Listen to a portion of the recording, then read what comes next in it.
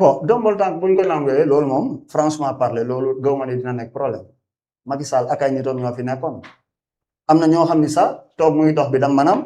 liggéey ñu leen di fay ay millions am na fi donc ñooñu lañ dem dañu génnee maanaam loolu mu deñ mais ba tey ñu ngi dund DG yow nekkuloo woon DG bu yàlla defee ba nga nekk DG sant yàlla def nga 2 ans xaw ma ñaari at nga doon DG buñ la wàccee amul problème mais ce que l'histoire va retenir loolu nga war a jàpp nde lu ñu war a xeex yëpp c'est vrai ñun yëpp ñu ngi xeex ku nekk yaa ngi xeex pour lu ngay dugal sa biir lu ngay jox sa njaboot mais da doon lu leew na doon lu l'histoire di retenir lu positif lu histoire di retenir c'est ce qui compte parce que ëllëg sa doom mën na taxaw man je me rappelle de la phrase de Sonko bu muy ne au crépuscule de votre vie le jour que vous serez avec vos petits-fils lan ngay wax seeni maanaam sa sëti combat bu nga porté xam nga boo toogee ak say sët nga leen di raconter yow lu nga dund ak combat bu nga porté pour ce pays là c'est un respect pour toi mais ñu ne yow foo bokkoon nga ne man maa trahi yoon projet bi wala man dama àndoon ak benn kuréel ñu dem ba accéder au pouvoir nous sommes 2 wala voire nous sommes moins de 20 personnes ñun ñoo gën ci kii bi ñu dem jël ñoo xam ne ñu nag ñoom ñoo daan xeex ñoom lañ daan jaamaarloo mais loolu est-ce que xel war na ko mën a atteindre man Bassirou Diomaye Faye c'est un frère c'est le président de la République peut-être que tuuti naa lool pour lancer benn appel pour moi parce que su ma ko seetaanee su ma ko xoolee personnellement damay jàpp ni il n'est pas dans sa peau franchement je vois quelqu'un qui n'est pas heureux mun naa juum si samay analyse billahi man da ngay xool nit physiquement nga am ni kii il n'est pas dans sa peau saa yi mënuma ànd ak yow ñu xëy def lu nekk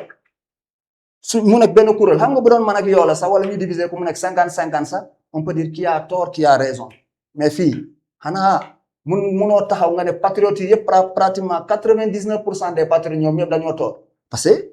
maanaam moins de 1% moo dem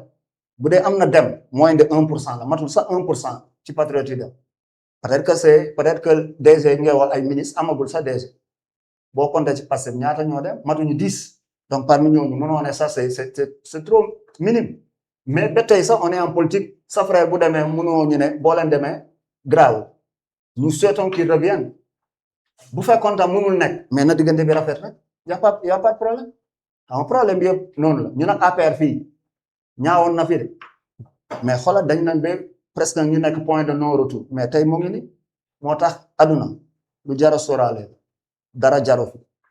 bëgg na 2029 man de conseil boobu laa am parce que tuuti naa pour conseil ko mais amul problème bu fekkoon dafa tànn benn kuréel nañ ko doxal d'une manière gentleman quoi na ku nekk benn gentleman politique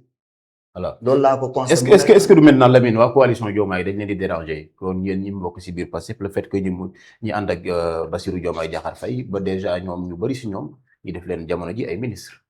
non loolu bon je vais dire que c'est une bataille logique hein mais du est-ce que Bassirou moo ko wax boobu Mimi Touré moo ko wax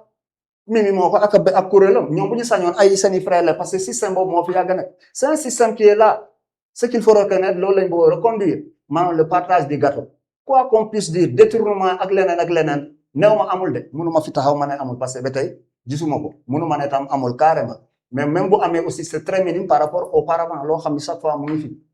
loolu la ñoom dinañ bëgg a balee ñëpp mais bu ko Bassirou tam bu ko àndee bu bëggee mu ñaaw tam moom la rek mais lu ma leer ba leer mooy Pastef comme lu suñu président wax nee na ñun yëpp ñu maanaam bu ñuy wax ñu xam li ñuy wax parce que je pense que c'est ça c'est le président de la République c'est un frère quoi qu'on puisse dire duñ fi taxaw di ko saaga wala di ko wax leneen on n'a même pas ce droit là on va faire la politique on va s'opposer à lui mais dans les règles de l'art nous allons s'opposer à lui dans les règles de l'art est-ce que coalition Diomaye mu ñuy déranger yaakaar naa ni coalition Diomaye déranger wu ñu parce que ils nous dérangent que dans les médias coalition Diomaye na wàcc sur le terrain ils ont essayé est-ce que ils ont réussi ils n'ont pas réussi nañu xaar ba le 29 xam nga passé moom instant yi ci jaayum bracelet rek lañ nekk moi je vous conseille yooyu Ziguinchor fi nga def doxantul après suñu paree bu la neexee nga doxantu siège bracelet yi rek dëmb lañ ñëw Ziguinchor ba tey rupture moo am donc gis nga loolu yëpp parce que yàlla moo pour l'instant ñun ñoo fi nekk yàlla noonu la dogal kenn mënu ci dara xaw ma ci kanam luy ñëw de mais pour l'instant